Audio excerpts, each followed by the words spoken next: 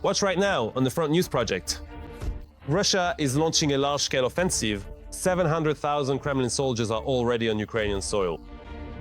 Putin is ready to fight NATO. Finland is the first in the crosshairs. And also about Kyiv and Odesa. The Russian world continues the genocide of peaceful Ukrainians. Fiery, intense, and blazing footage from the front lines. Watch it right now.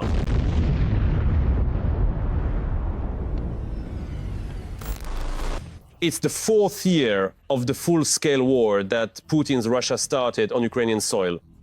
The Ukrainian armed forces continue to heroically defend not only their homeland, but the entire civilized world from the aggression of Kremlin war criminals. Greetings! This is Front News. I'm Volodymyr Tymoshenko. For the next 30 minutes, you'll get the truth about the war uncovered by your journalists from the hottest combat zones. So, are you ready? Then let's get started.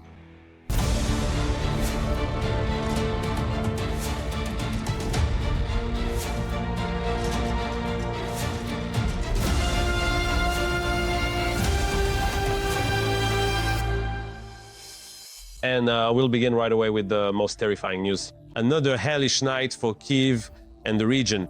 On the night of the 23rd of June, the Russians launched a brutal attack on Kyiv using strike drones and missiles. Because of this, people died in the capital. At this point, 9 victims are known as a result of this Russian attack. The most severe situation was in the Shevchenkivsky district. There, the rescue and search operation lasted for more than 12 hours. All the details from the scene are in the report by TSN journalist Mariana Bukhar. It was precisely 4 o'clock in the morning when the devastating event occurred. A powerful Russian ballistic missile, launched with destructive intent, directly struck and completely obliterated an entire entrance of a 5-story residential building, causing immense structural damage and widespread chaos. There are undoubtedly numerous people trapped beneath the massive piles of rubble and debris here, their fates unknown. However, the exact number of individuals and their identities remain tragically unclear, as the State Emergency Service, despite their tireless efforts, is currently unable to provide definitive information or a precise count of the victims. As of the morning, they were searching here for a woman and a child. Preliminarily, there are people there. The information is constantly changing, so we still do not know how many people are under the rubble.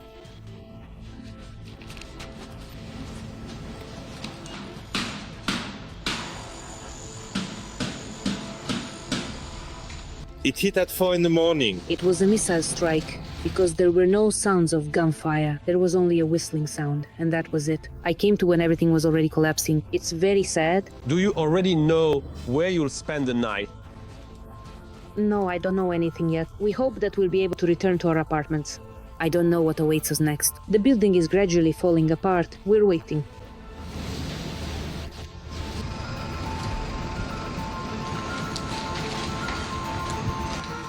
Preliminarily, we're talking about a ballistic missile. It hit a multi-story building and struck right in the center of the 5-story block. Naturally, the missile followed the ballistic trajectory. Right now, State Emergency Service employees and investigators are working at the scene. As soon as the missile debris is found, it will be possible to say with absolute certainty exactly which missile it was. The debris is probably from an Iskander-K cruise missile. We can say that it was this missile that destroyed the building. Despite the fact that the perimeter of the building is cordoned off, rescuers still allowed several residents to sift through the ruins of their own apartments. Carefully.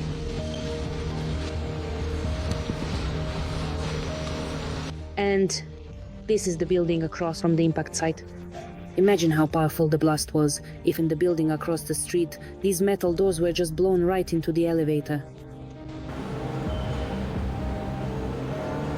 Everything has been completely blown out. We need to find some way to cover up these holes. Was anyone home? No, there wasn't. No one was home. If anyone had been here, everyone would have been hurt. This apartment took the strongest hit.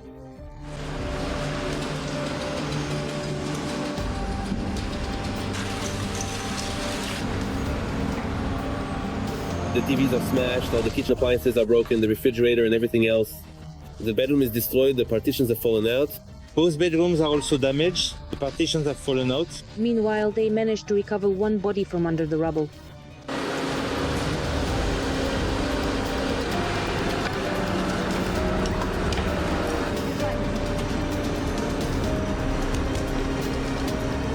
Is it a human person? It's a man. We can confidently say that, unfortunately, 7 people have already died. The body has already been recovered, and now the process of identification and recognition is underway. There are probably still 2 more people under the rubble. At least 2, that's for sure, because there are relatives who say there might be people on the 3rd floor. That's why the work is ongoing. We've already been there, so the work continues. My godmother is there, the one who baptized my child, born in 1983. She was with her daughter, the girl is 11 years old. Our house is nearby, we live here.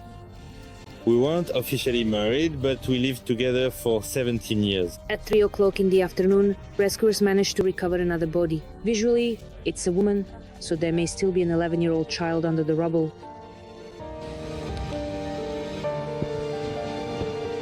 Of course, I don't fully understand what's happening.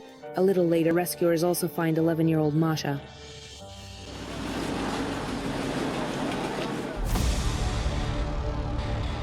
Meanwhile, Russia is preparing for a new war with a NATO country. Finland could come under attack from the Russian world. Reuters reports this. Russia is already building new military bases near the Finnish border. We'll tell you all the details in just a minute. Meanwhile, the Ukrainian armed forces repelled a major Russian assault near Konstantinovka and destroyed 18 enemy armored vehicles. And also, the crew commander, Ptitsmadyar, captured a Russian occupier using a drone. We'll show you this footage soon. At the same time, there is panic in Russian Z channels. They fear that Ukraine might be able to carry out Operation Spider 2.0 on the territory of temporarily occupied Crimea. All the details are in our report. Ukrainian defense forces repelled the offensive on Konstantinovka and destroyed 18 armored vehicles and 13 motorcycles, along with the occupiers inside them.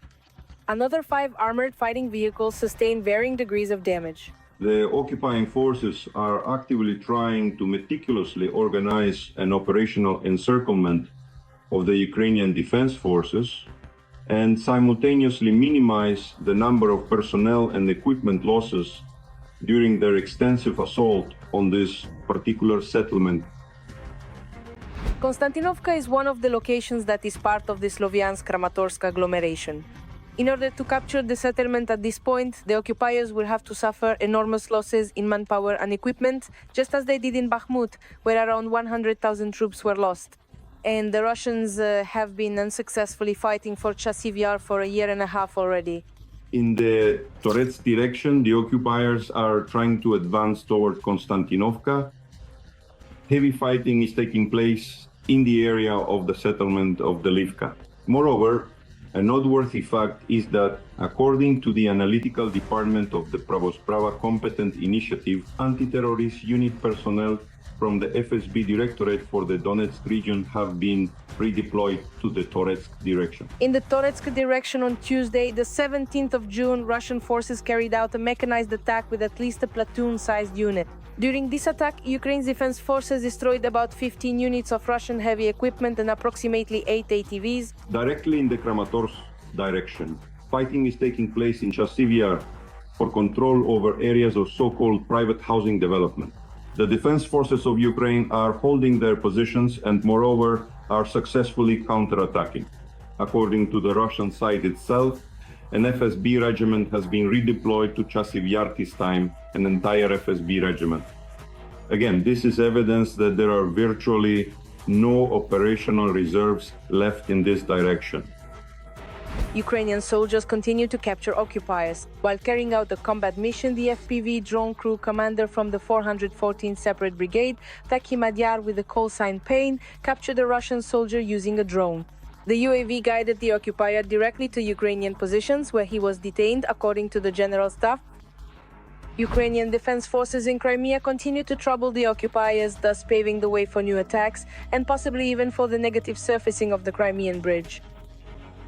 It is no coincidence that after the successful drone attack by the GUR on air and missile defense systems, a large-scale strike was carried out using aerodynamic and aeroballistic weapons against Russian aerospace forces airfields located in occupied Crimea. Moreover, strikes were carried out simultaneously on airfields in Jankoy Saki, and accordingly Sevastopol. In addition, strikes were launched against permanent personnel deployment points and ammunition depots. The amount of equipment in the occupiers' warehouses is also decreasing even without strikes from the defense forces. According to estimates by Western intelligence agencies, by the end of 2024, the Russians had about 3,500 tanks of various modifications left, around 4,000 infantry fighting vehicles, and 5,000 armored personnel carriers. For comparison, in 2021, before Russia's full-scale invasion of Ukraine, there were about 6,000 tanks, 7,500 infantry fighting vehicles, and around 10,500 armored personnel carriers recorded in the warehouses. Despite its less than ideal situation, Russia continues to throw out crazy ideas and in some cases, though unsuccessfully, tries to expand the front line. The Kremlin dictator has repeatedly hinted that Odesa is a Russian city. However, we can say with confidence, Odesa is out of Russia's reach. Ukraine's defense forces control the territory of both Mykolaiv and Kherson regions, and therefore the possibility of a direct breakthrough to Odesa region for the purpose of capturing it during a ground operation is likewise not realistic. To meet with the self-proclaimed president of Belarus, the U.S. Special Representative for Ukraine, Keith Kellogg, will visit the country. The agenda of the meeting has not been disclosed, but it appears that the parties will be discussing the issue of Ukraine. And now, an analysis of the operational situation on the much-suffering Pokrovsk front. The Russian world continues to destroy, kill, and maim here as well. On the Pokrovsk front, the enemy carried out 49 attacks near the settlements of Lush, Novotoretskoye, Mirolyubovka, Lizovka, Novokrenka, Novosergeyevka, Udakhnoye, Mirnograd, Alexeyevka, Popovyar, Malinovka, Koptevo, and in the directions of Shakovoye and Vladimirovka. The areas of the settlements of Poltavka, Malinovka, Novotoretskaya, Razina, and Pokrovsk were also subjected to airstrikes. And furthermore, Russia has launched a strategic offensive in almost all directions except for the south of our country. Ukraine does not intend to remain in passive defense. The total number of Russian troops in Ukraine has increased by almost 100,000 in just 2 months and now stands at 695,000. And another 52,000 are in the Kursk region. Regarding the Sumy region, the enemy is trying to capture Yunakivka. Fierce fighting is taking place there. The enemy is also advancing in the area of Alexeyevka. All the details are in the following report by TSN war correspondent Andriy Saprienko. The 20th Unmanned Systems Regiment entered this zone and began creating an impassable area for the enemy on the far side of Siversk. The regiment grew out of the K2 battalion of the same 54th Brigade. Therefore, after becoming a separate unit, it kept its motivating name K2, the same as the most challenging Himalayan peak.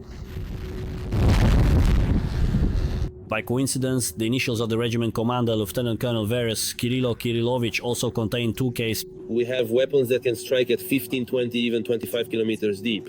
If we spot them 200, 300 or 500 meters ahead of the infantry, we must do everything to prevent them from reaching our lines. But if they're already launching an assault, if the battle has begun, we need to make sure it ends very quickly. The commander believes that, given limited logistics, the time for a revolution in ground drones will come soon. But here, they don't wait for the future, they bring it closer. The regiment has created units of ground robotic systems. Its operators miraculously evacuated 4 wounded from 0. 4 in 4 days. Unfortunately, we weren't able to evacuate the 5th. Otherwise, it would have been 5 in 5 days. The cynical math of war. If these rescued soldiers had died, the state would have had to pay their families an amount equal to a month's funding for the entire regiment of unmanned systems. Russia evacuation from the east. The first operation was an immediate evacuation. At 6:55, I was informed about this wounded soldier.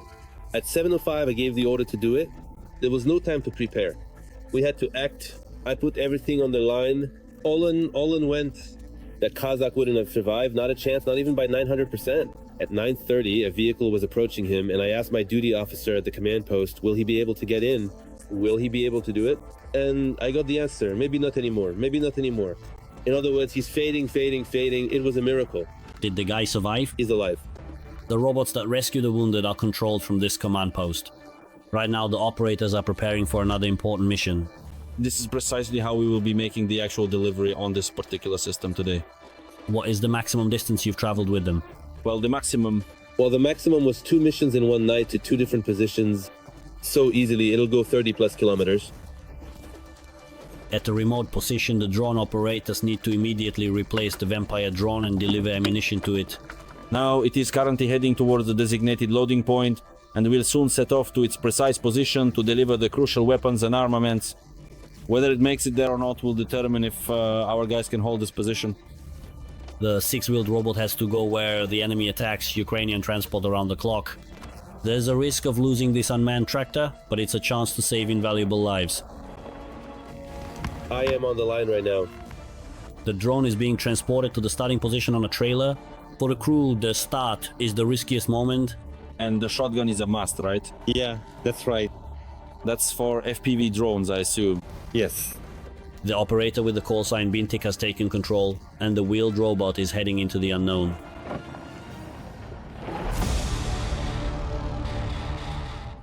And now it's time to analyze the operational situation on the Novopavlivka sector of the front. The enemy is becoming more ferocious here as well.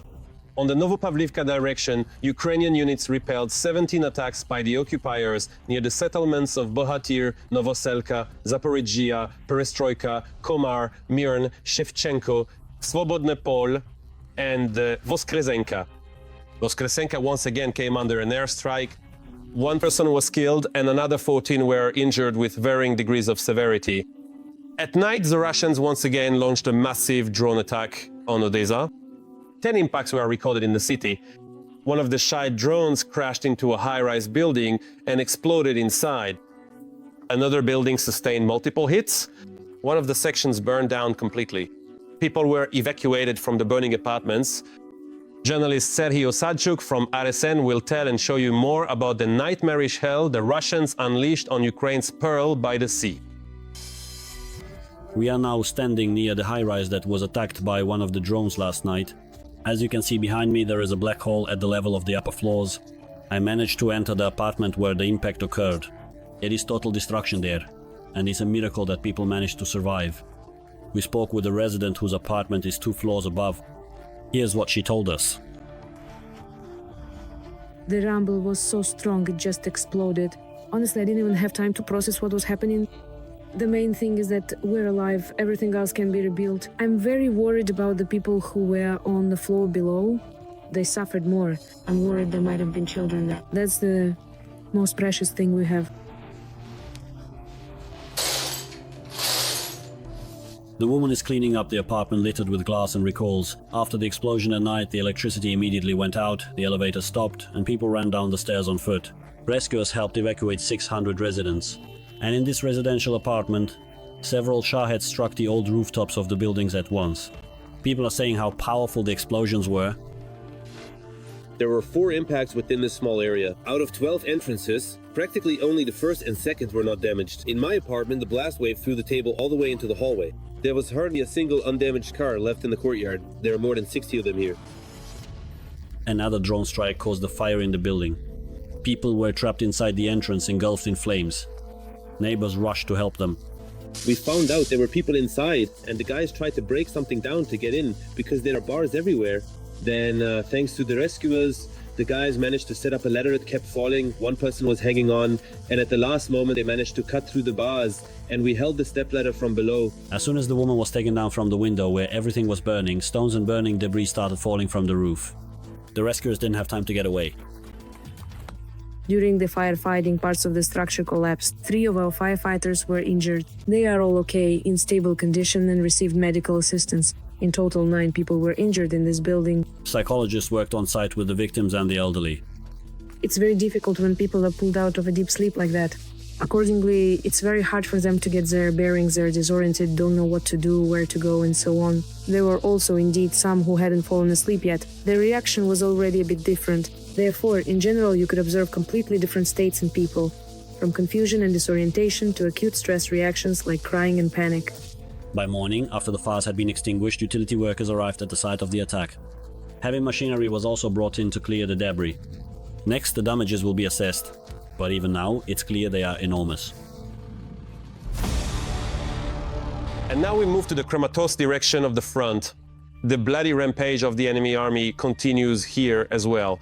In the Kramatorsk direction, our defenders thwarted 11 attempts by the invaders to advance in the areas of Novomarkove, Chasiv Yar, and towards Mykolaivka, Stupochki, and Bondarn. And now, another extremely important topic. The Russians have concentrated nearly 700,000 of their troops on Ukrainian territory in order to carry out certain aggressive plans by the end of the summer. These plans were revealed by Commander-in-Chief Alexander Syrsky. We will tell you more about this and other statements made by the Ukrainian Commander-in-Chief next.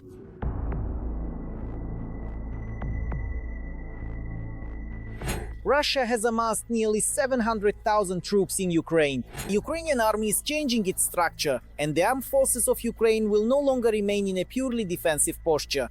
Commander-in-Chief Alexander Syrsky spoke with journalists the day before and made several high-profile statements at once. The fact that Russia is preparing for a protracted war has now been stated not just in theory but with actual numbers. So, according to calculations by our general staff, last year the occupying army recruited about 440,000 soldiers, and today it numbers approximately 695,000 people. At the same time, Syrsky notes that Russia is also building up its reserves. That's 13 divisions, a certain number of regiments and brigades, which is another 121,000. In other words, they are preparing for a long war, a war of attrition. This is their main strategy. They want to crush us with their manpower, to wear us down with their sheer numbers. The army is indeed large. But considering the particular kind of war the Russian army is currently fighting, right now it is, of course, well, not nearly large enough. If you were to raise the crucial question of whether the present size of the army is truly sufficient for Vladimir Putin to decisively defeat Ukraine, no, it is not enough. At the same time, the Russians have completely different objectives, according to the commander-in-chief. This summer, the occupiers will mainly try to reach the administrative borders of Donetsk and Luhansk regions, as well as create a so-called buffer zone in the Sumy region. Despite such reinforcements among the Russians, the Ukrainian armed forces will not just sit in the trenches and defend themselves. Syrsky announced that our troops will move out of a purely defensive posture. However, the directions, of course, are not being disclosed. As for our plans and intentions, of course, we will not remain in a purely defensive posture, because that brings nothing and ultimately leads to us retreating anyway, losing people in territory. That is why we are combining defensive actions with active defense and active offensive operations. That is, wherever possible, we strike at the enemy, carry out counterattacks, and advance where we see weak spots in the enemy's defenses. At the same time, the first such weak spots have appeared in the Sumy region. According to the deep state resource, our troops launched an offensive there the day before and recaptured the village of Andrivka. Syrsky also reminded that the Ukrainian armed forces still control part of the Kursk region, which continues to tie down Russian units and prevents them from advancing freely in the Sumy direction. The Ukrainian army controls about 90 square kilometers of territory in the Glushkovsky district of Russia's Kursk region. These are our preemptive actions in response to a possible enemy offensive. The commander-in-chief also spoke about the reorganization within the Ukrainian army. Thus, Army Corps have been preferred over the traditional operational commands, and this process is being actively implemented. According to Syrsky, these changes will help save personnel, meaning our servicemen who are directly carrying out combat missions will be used more efficiently. In addition, it will allow for the creation of more capable reserves, so that we have the ability to conduct active counteroffensive and offensive operations. The first group in the command of the Army Corps, along with support units, has already completed combat coordination and taken over their areas of responsibility and assigned sets of troops. Next, the following group will do the same, and so all the Corps will take up their respective areas. In this way, we will complete the transition to the core system and the corresponding restructuring of our defense. According to military analysts' forecasts, such a reorganization will already this year provide new opportunities for the effective use of units, repelling the Russian offensive, strengthening control over brigades, reducing our losses, and increasing enemy losses. And now let's discuss in detail the situation on the Kupiansk and Lyman fronts. Let's be honest, these are sacred targets for Putin and his entire gang. Accordingly, the situation here is also extremely tense.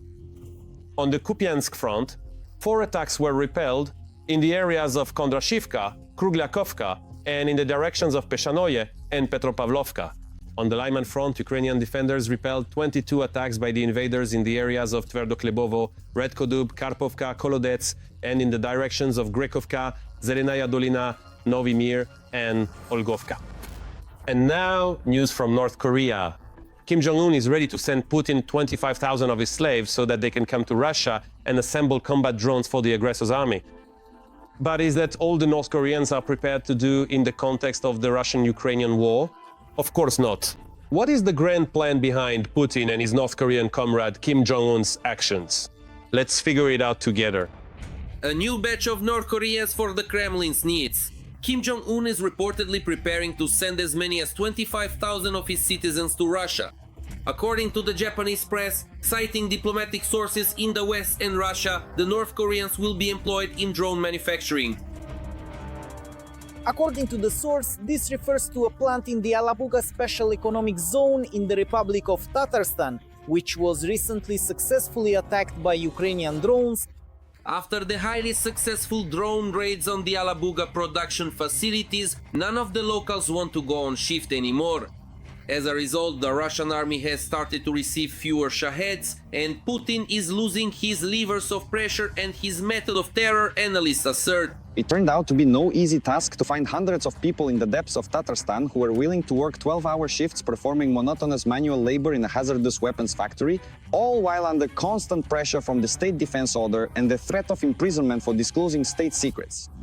That's when the North Koreans came to the Kremlin's rescue. The latter have no reason to complain about working conditions or 12 and even 14-hour shifts. Any job in Russia is better than what they have back home in North Korea.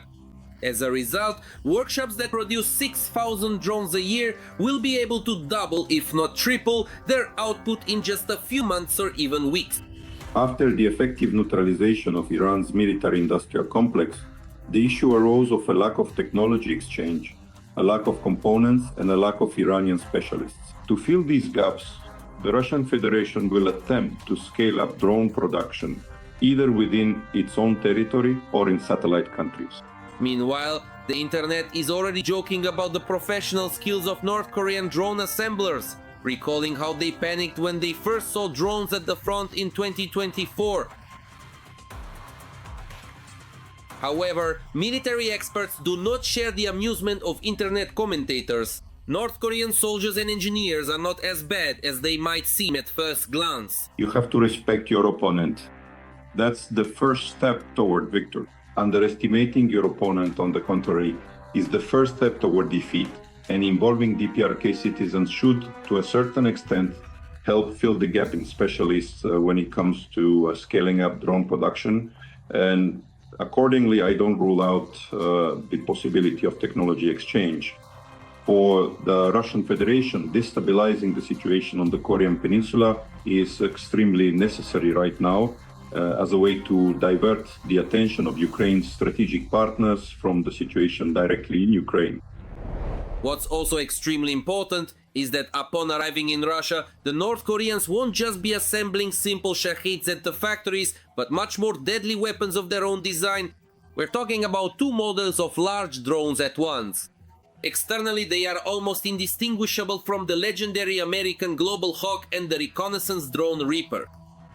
That North Korean project, I want to emphasize again, is a copy of the Predator. It's not the Strike Shahed 131, it's the Shahed 136. This is much more sophisticated equipment. And it's precisely this kind of technology that the Kremlin is now desperately lacking. At the same time, the 25,000 North Korean soldiers that have been announced will also be carrying out other tasks on Russian territory. 25,000 is actually half the size of the operational tactical group Belgorod, which is responsible for covering the Ukrainian-Russian border and is currently opposing the units of Ukraine's defense forces. I do not entirely rule out the distinct possibility of so-called legendization, which refers to the presence of North Korean military personnel, often disguised as ordinary laborers, construction workers, various specialists, or indeed anyone else in the general population. And if you think about it, the Kremlin doesn't actually need a full 25,000 pairs of hands for drone production, but with rifles in their hands taking part in human wave assaults, North Koreans could be very useful to Putin. it is precisely the presence of up to 25,000 citizens, let's call them that, from the DPRK, that will allow the Russian Federation to significantly address the issues of countering the Ukrainian defense forces directly in the Kursk region, specifically the fighting near Tetkino and in the Glushkovsky district, and B, redeploy operational reserves. And it is in the Kursk region that the most combat-ready units are concentrated. The 810th Marine Brigade and the 76th Airborne Division are intended for direct participation in combat operations on the territory of the Sumy region. This, apparently, is what lies behind such a scenario. This could become one of the main plans for the summer Russian offensive announced by the Kremlin. That's all for today. But very soon on Front News, there will be new unique reports from our journalists brought from the hottest spots of the war so that you know the truth. This was Volodymyr Timoshenko with you. Take care of yourselves and your loved ones.